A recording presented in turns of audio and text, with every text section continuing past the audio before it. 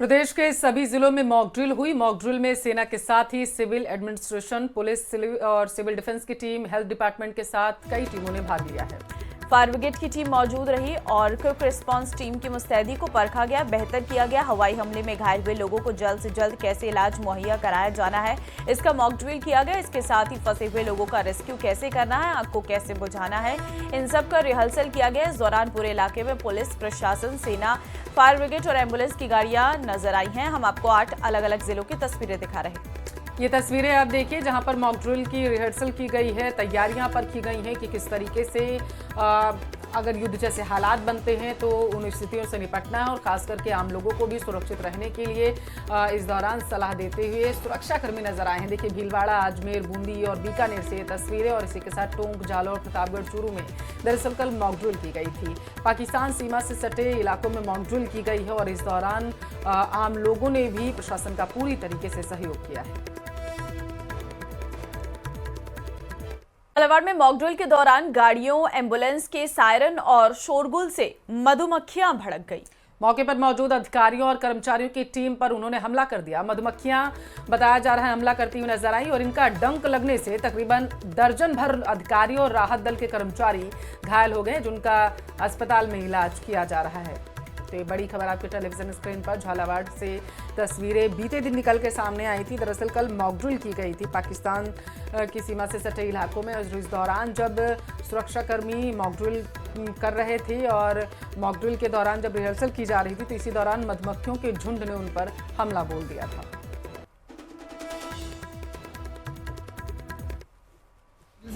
Mock drill से आ रहा हूँ। कितने लोगों को काटा? करीबन 3 लोगों को। 3 लोगों को काट का है। और क्या भगदड़ में मच गई थी क्या वहाँ? भगदड़ मची थी हल्की सी। अच्छा, हल्की सी। तो कलेक्टर साहब, एसपी साहब सभी थे क्या? तो वो कैसे बचाव गया सब लोगों ने? वही पास में वो था, क्या नाम है, गेस्ट हाउस में चले गए। सब चले गए। बहुत से लोग कार में भी बैठ गए थे। कार में बैठ गए थे। राजस्थान में लू और आंधी बारिश की दोहरी मार देखने को मिल रही है। शनिवार को श्रीगंगानगर में 44.2 डिग्री तापमान दर्ज किया गया। जयपुर सहित कई जिलों में आंधी और बारिश और प्रदेश के पूर्वी और पश्चिमी हिस्सों में आंधी और बारिश की संभावना है। देखिए राजस्थान में सक्रिय पश्चिमी विक्षोभ की वजह से मौसम पूरी तरीके से बदल चुका है। चक्रवाती हवाओं का असर जो है देखने को मिल रहा है। 2 से 4 जून के बीच में दोपहर बाद तेज हवा चलने का अलर्ट मौसम विभाग की तरफ से जारी किया गया। बताया जा रहा है कि गरज चमक के साथ बारिश भी हो सकती है। कुछ इलाकों में बिजली गिरने और आंधी की भी चेतावनी मौसम विभाग की तरफ से दी गई है और इस दौरान सतर्क रहने की सलाह लोगों को है। लेकिन आगामी 3 से 4 दिनों तक कई हिस्सों में पारा 45 डिग्री रहने के आसार हैं। उत्तर पश्चिमी जिलों में लू चलने की संभावना भी जताई गई है, तो मौसम में परिवर्तन हो सकता है। लगातार राजस्थान का मौसम पल पल बदलता हुआ नजर आ रहा है। लू और आंधी बारिश का डबल अटैक देखने को मिल रहा है। कुछ हिस्सों में लू चल रही है तो कुछ हिस्से ऐसे हैं जहां पर आंधी बारिश का दौर जारी है।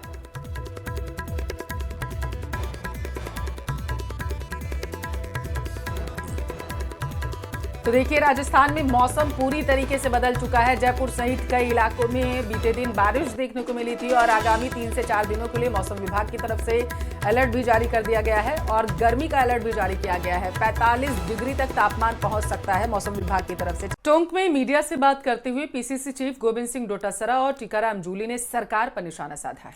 डोटासरा ने कहा कि बजरी माफिया प्रदेशवासियों को लूट रहे हैं, सरकार आंख पर पट्टी बांधकर सोई हुई है। टीकाराम जूली ने बीजेपी सरकार को आड़े हाथ लिया है, सुनिए क्या कहा।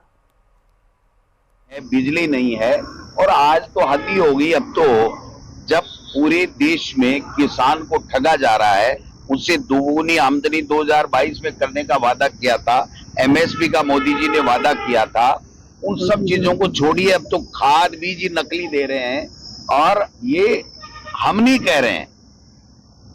यहाँ का राजस्थान का जो डबल इंजन की सरकार अपने आप को बताते हैं, उस डबल इंजन में से एक राजस्थान का जो इंजन है उसके कैबिनेट मंत्री ये कह रहा है कि पूरे देश में ही ये नकली खाद बना करके और किसानों को ठगा जा रहा है।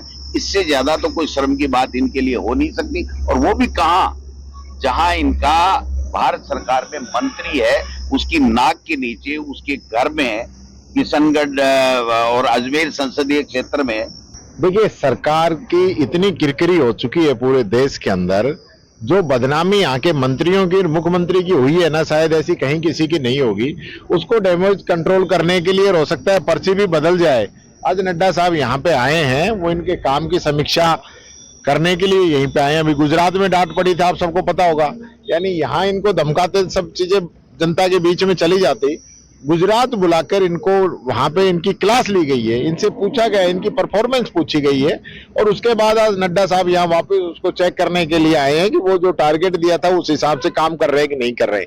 लेकिन ढाक के 3 पात ही निकलेंगे ये सारे लोग जिस प्रकार से काम कर रहे हैं। और जहां खाद की बात है, प्रदेश के कृषि मंत्री इतना बड़ा जो है स्कैंडल पकड़ रहे हैं, जहां गरीब किसानों के साथ धोखा किया जा रहा है, उनकी जमीन को बंजर किया जा रहा है। राजधानी जयपुर स्थित राजस्थान इंटरनेशनल सेंटर RIC में आयोजित अहिल्याबाई होलकर महिला सशक्तिकरण सम्मेलन में भारतीय जनता पार्टी के राष्ट्रीय अध्यक्ष JP नड्डा और मुख्यमंत्री भजनलाल शर्मा पहुंचे थे।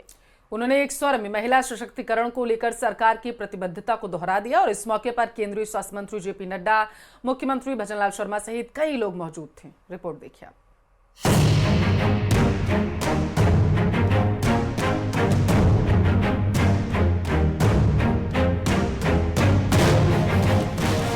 अहिल्याबाई होलकर महिला सशक्तिकरण सम्मेलन का भव्य आयोजन। प्रदेश को मिली कई योजनाओं की सौगात, छात्राओं को मिला स्कूटी का उपहार। जयपुर में बीजेपी के राष्ट्रीय अध्यक्ष JP नड्डा का दौरा महिला सशक्तिकरण और संगठनात्मक मजबूती के नाम रहा। उन्होंने महिला सशक्तिकरण से जुड़े कई कार्यक्रमों में हिस्सा लिया और संगठनात्मक समीकरणों को समझने का प्रयास किया।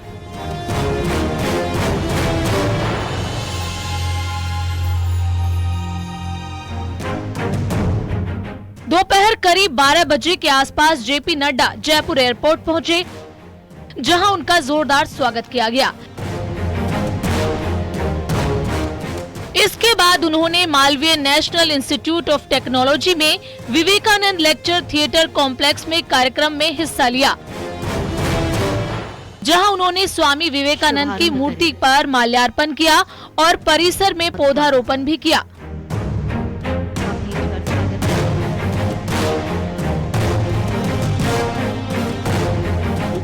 दोपहर के वक्त JP Nadda Rajasthan international centre में राज्य सरकार द्वारा आयोजित अहिल्याबाई होलकर की 300वीं जयंती के उपलक्ष्य में आयोजित एक कार्यक्रम में शामिल हुए।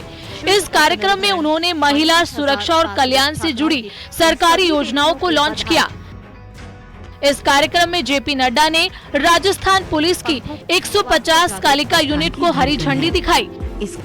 लखपति दीदी योजना के तहत 1800 महिलाओं को ऋण वितरित किया। लाड़ो प्रोत्साहन योजना के तहत 32,755 बालिकाओं के खाते में सहायता राशि का ट्रांसफर किया। लगभग 17,000 बालिकाओं को ST प्री मैट्रिक छात्रवृत्ति प्रदान की। इसके साथ ही करीब 2,000 छात्राओं को स्कूटी बांटी।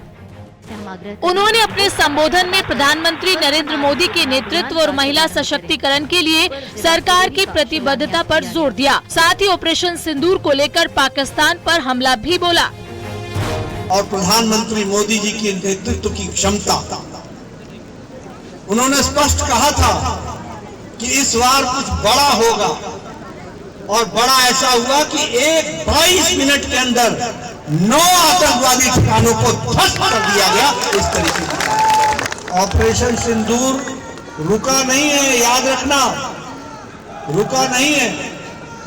ये चलता रहेगा जब तक पाकिस्तान की निगाहें गलत रहेंगी, उसको सही जवाब दिया जाता रहेगा। इस बात को प्रधानमंत्री JP नड्डा और CM भजनलाल ने जवाहर सर्किल से तिरंगा यात्रा का शुभारंभ किया। ये तिरंगा यात्रा एंटरटेनमेंट पैराडाइज तक आयोजित की गई। इस दौरान वो खुली जीप में सवार हुए और महिलाओं ने मानव श्रृंखला बनाकर तिरंगे के साथ उनका स्वागत किया।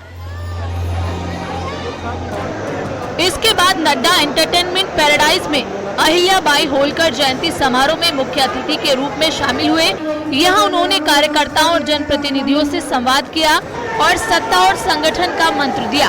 अपने संबोधन में डबल इंजन सरकार की ताकत पर जोर दिया और मुख्यमंत्री भजनलाल शर्मा के नेतृत्व में राजस्थान सरकार द्वारा चलाई जा रही योजनाओं की सराहना की।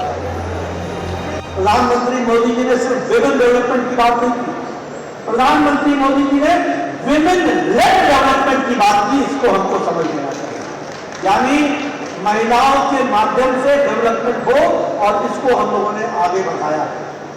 नारी तो नारायणी, इसमें जो हिस्सेदारी है उसको हम लोगों ने आगे बढ़ाने का काम किया।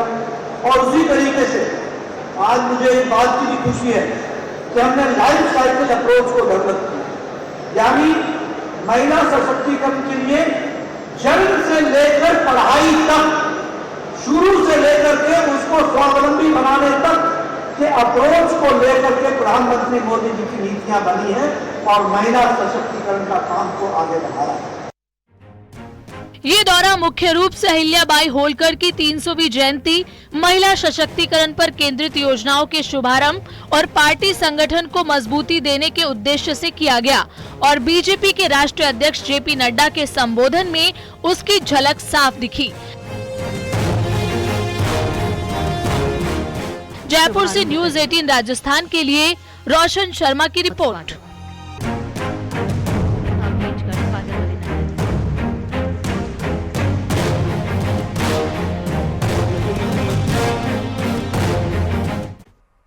बाड़मेर की चोहटन से खबर है, चिकारा शिकार मामले में धरने का पूरा मामला। डीएफओ सहित अधिकारियों ने समझाइश की है। वार्ता के बाद गिरफ्तारी के लिए 3 दिन का वक्त दिया गया है। 3 दिन तक सांकेतिक रहेगा धरना प्रदर्शन, ऐसी जानकारी निकलकर सामने आ पा रही है। चिंकारा शिकार मामले में यह अपडेट निकलकर सामने आया है। बाड़मेर के चौहटन से खबर बताया जा रहा है कि गिरफ्तारी नहीं होने पर बड़ा आंदोलन किया जाएगा। ये उनकी तरफ से जो चेतावनी है प्रशासन को दी गई है। अब संयुक्त टीम मीट की दुकानों का औचक निरीक्षण भी करती हुई नजर आएगी। तो मीट की दुकानों का दरअसल औचक निरीक्षण टीम करेगी। 3 दिन तक सांकेतिक धरना उनकी तरफ से दिया जाएगा। चेतावनी ये दी गई है कि अगर 3 दिन के अंदर गिरफ्तारी नहीं हुई आरोपियों की तो उग्र आंदोलन किया जाएगा।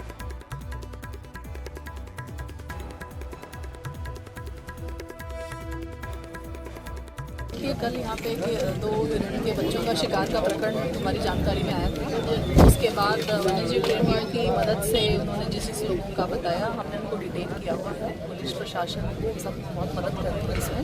तो इसमें 15-16 लोगों को हमने डिटेन किया हुआ है।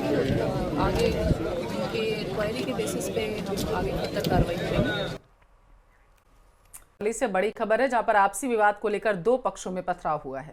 पथराव में एक व्यक्ति की मौत बताई जा रही है। सूचना के बाद मौके पर पहुंची है पुलिस। मृतक का शव रखवाया गया है करौली अस्पताल की मोर्चरी में। मृतक हनीफ पुत्र सत्तार निवासी कोवाखो मौके पर पुलिस तैनात है, आरोपियों की तलाश कर रही है। करौली में एक ही समुदाय के 2 पक्षों में पथराव का ये पूरा मामला सामने आया है। तो देखिए, करौली में उस वक्त हड़कंप मच गया जब बताया जा रहा है कि एक ही समुदाय के 2 लोग आपस में भिड़ते हुए नजर आए। एक दूसरे पर जमकर उन्होंने पत्थरबाजी की है। आपसी विवाद को लेकर के बताया जा रहा है ये पथराव हुआ था। हालांकि माहौल को तनावपूर्ण देखते हुए भारी संख्या में पुलिस बल वहां पर तैनात कर दिया गया है। समुदाय के 2 पक्षों के बीच में ये पथराव हुआ। एक ही समुदाय के दोनों पक्ष बताया जा रहा है। घटना में बताया जा रहा है कि हनीफ पुत्र सत्तार निवासी ये है और राजा सहित 2 लोग घायल हुए हैं। घायलों का करौली अस्पताल में इलाज चल रहा है। मौके पर डीएसपी अनुज शुभम सहित बड़ी संख्या में पुलिस बल तैनात किया गया ताकि किसी भी तरीके की अव्यवस्था से बचा जा सके। तो करौली से इस वक्त की बड़ी खबर है जहां पर हड़कंप मच गया था। पुलिस मौके पर मौजूद है। करौली के चटिंगना मोहल्ले के कौआखो क्षेत्र में एक ही समुदाय के 2 पक्षों में मामूली बात को लेकर विवाद हो गया। हालांकि दोनों ही पक्ष एक दूसरे पर कई आरोप लगा रहे हैं, लेकिन पुलिस को एफआईआर मिलने के बाद ही स्थिति क्लियर होगी। इस विवाद में हुए पथराव में हनीफ पुत्र सत्तार उम्र 50 साल की मौत हो गई। इस घटना में एक राजा नाम के 22 वर्षीय युवक भी घायल हुआ है, जिसका उपचार करौली हॉस्पिटल में चल रहा है। इस समय हम कौआखो क्षेत्र में मौजूद हैं। यहाँ देख सकते हैं आप, घटना के बाद पुलिस बल तैनात है। पुलिस शांति व्यवस्था बनाए रखने में लगातार प्रयास कर रही है और तनावपूर्ण शांति बरकरार है। इस घटना को लेकर यहाँ हमारे करौली डीएसपी अनुज शुभम भी मौजूद हैं। उनसे भी बात करेंगे कि घटना कैसे हुई और उसके बाद क्या कार्रवाई उनकी ओर से की गई है। सर, क्या घटना हुई और क्या आपकी ओर से अभी कार्रवाई की गई है? ये आपस में दो परिवार हैं, जमील और हनीफ। इनके आपस में कोई रंजिश को लेकर ही अभी फ़िलहाल FIR होगी तब पता पड़ेगा कि इनमें विवाद क्या था। इस किसी बात को लेकर इनमें आपस में पत्थरबाजी हुई। इस पत्थरबाजी में हनीफ को चोट लगी है जिससे उसकी डेथ हो गई है, जिसका शव को मोर्चरी में रखा दिया गया है। 2 आदमी घायल हैं जिनका उपचार राजकीय चिकित्सालय करौली में कराया जा रहा है। कौन कौन घायल है सर?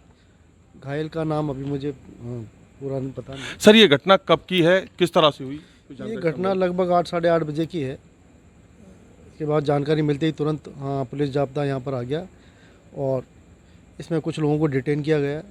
जैसे FIR होती है उसी के हिसाब से कानूनी कार्रवाई की जाएगी। ये थे करौली DSP जिनका कहना है कि घटना के बाद तुरंत पुलिस एक्शन में आई और कुछ लोगों को डिटेन भी किया गया है। इस पूरे घटनाक्रम में जहां एक व्यक्ति की मौत हुई है, साथ ही 2 लोग घायल हुए हैं। मृतक का शव करौली हॉस्पिटल की मोर्चरी में रखवाया है और घायलों का करौली हॉस्पिटल में उपचार चल रहा है।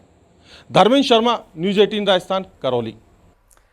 चलिए ज्यादा जानकारी ले लेते हैं। करौली से संवाददाता धर्मेंद्र हमारे साथ टेलीफोन लाइन पर जुड़ चुके हैं। धर्मेंद्र, बीती रात ऐसा क्या हुआ था कि 2 पक्ष आपस में भिड़ते हुए नजर आए? बताइए जरा सा अभी की अपडेट क्या है? देखिए, बताना चाहूंगा दोनों पक्षों ने एक दूसरे पर कई गंभीर आरोप लगाए थे, जिसमें छेड़छाड़ सहित कई आरोप हैं। हालांकि दोनों ही पक्ष एक दूसरे पर आरोप लगा रहे थे। अभी पुलिस को FIR नहीं दी गई है, जिसके चलते अभी आरोपों की पुष्टि नहीं हुई। लेकिन पुलिस ने मामले में जैसे ही उन्हें पथराव की सूचना मिली, मौके पर पुलिस पहुंची और जो घायल थे उन्हें हॉस्पिटल पहुंचाया गया। एक घायल का उपचार के दौरान हॉस्पिटल में मौत हो गई, जबकि 2 घायलों का उपचार चल रहा है। मौके पर पुलिस तैनात है, शांति कायम की गई है। साथ ही जो आसपास के क्षेत्र में लगातार पुलिस की गश्त जारी है और जो आरोपी हैं उनको तलाश की जा रही है और कुछ आरोपियों को पुलिस ने हिरासत में भी लिया, उनसे पूछताछ की जा रही है। जी, जो घायल हैं उनकी स्थिति अभी कैसी है? देखिए, बताना चाहूंगा, अगर घायलों की बात की जाए तो उनकी स्थिति बिल्कुल सामान्य है, ठीक है। हालांकि उपचार उनका चल रहा है। जी, कितने लोग घायल हुए हैं धर्मेंद्र? जी, अभी तक 2 घायलों की बात सामने आई है और दोनों का उपचार चल रहा है। तो जिन दोनों लोगों की जो 2 परिवारों के बीच में जो विवाद हुआ है, तो ये विवाद की जड़ क्या रही थी, जरा बताएंगे? कोई पुरानी रंजिश थी या फिर क्या रहा था? पुरानी रंजिश नहीं है, ये दोनों ही पड़ोसी हैं, आसपास ही इनके घर हैं, लेकिन दोनों ही एक दूसरे पर छीटाकसी और छेड़छाड़ के आरोप लगा रहे हैं। लेकिन अभी तक पुलिस को FIR नहीं दी है। FIR सौंपने के बाद ही पूरी तरह से भी क्लियर होगी। चलिए धर्मेंद्र, बहुत शुक्रिया आपका जानकारी साझा करने के लिए।